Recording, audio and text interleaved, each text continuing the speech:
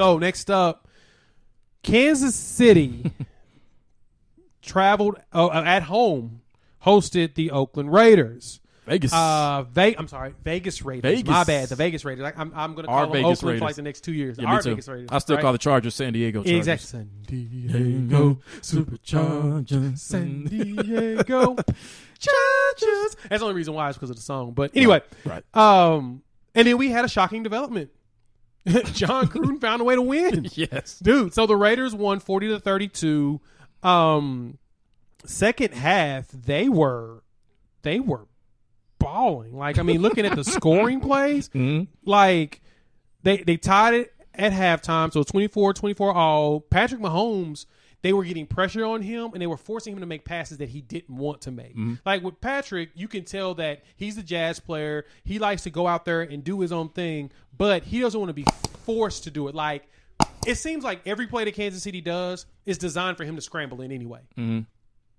But it seems like the way they made him scramble was not the way he wanted to scramble. Like, it was like he felt like it was a little bit more pressure than he was expecting, even without a Khalil Mack out there actually harassing him. Right. And so when he was out there setting it up, it looked like he did not want to make the throws that he was making, and it shut him down to the point of no scores in the third quarter, which was a shocker to me. Fourth quarter wise, yeah, the Raiders scored like multiple times. It was a very invigorating moment to watch this happen. So, Jimmy, the fact that the Raiders were able to pull this upset against the Chiefs, do you think that the Chiefs are now exposed? Yes, they are, but that won't change things for the majority of the rest of the games that they're going to play. They got exposed in the sense of, we've talked about them as being the NFL's version of the Golden State Warriors, right? Who can just, no matter how many points they're down, you look up, they're up on you 21. They can put up points in bunches. They scare you. They have guys like how Steph Curry shoots threes like nobody else can. Patrick Mahomes makes passes at angles that nobody else can. But they all are susceptible to the exact same thing, and that is toughness. The only way to beat a finesse team, you cannot out-finesse them, especially if they know how to win a championship like these Chiefs can. You have to beat them up. Yeah. And that's a big part of what that pressure did to Patrick Mahomes, and a big part of the role that Josh Jacobs played in terms of running the ball. Because as we've seen before, with any legendary quarterback on the other sideline, you need to control time of possession by running the ball. Because it not only does that, but it sends a message that you're here to play big boy football, that you're here to win this game in the trenches. And that's what they did. You have to out-tough a finesse team like Kansas City. So, yes, that's the formula.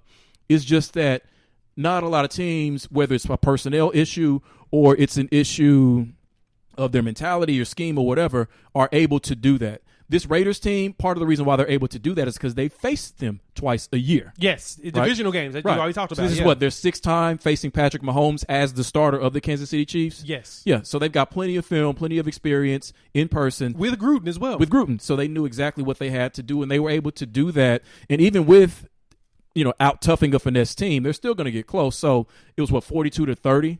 So, I mean, it's still 40 to 32. 40 to 32. Okay, so decided by one score, essentially. Yes, it was one score. It was one score piece, yeah. So you're never going to blow them out this way, but this will give you the chance to do just enough in order to beat them, and that's what the Raiders did. So I was impressed. I would like to see this more consistently from the Raiders. That's part of the problem with them, is they're inconsistent, but I think it will make this division and the AFC in general that much more interesting if this team could continue this and use this formula when you play the top quarterbacks and actually fight for a playoff spot instead of making this just a fluke, a one-off, and then you're back to being 6-10 like you always are. And you're right. I looked at the time of possession. The Raiders had the ball for 35 minutes where the Chiefs had it for 24. There you go. Basically, the secret to beating the Kansas City Chiefs is to, one, stick to your game plan if it's working, run the ball, and don't get the ball back to Patrick Mahomes. That's right.